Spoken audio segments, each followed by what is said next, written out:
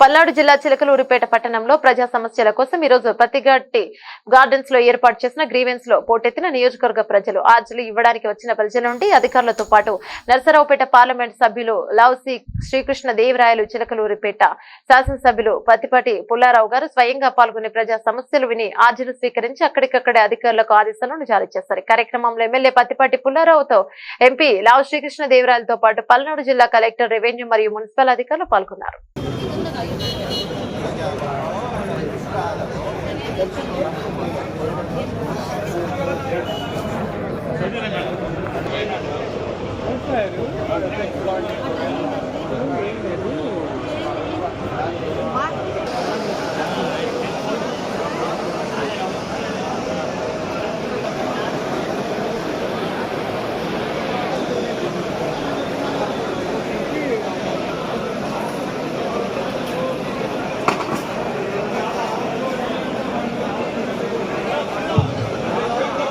municipal commissioner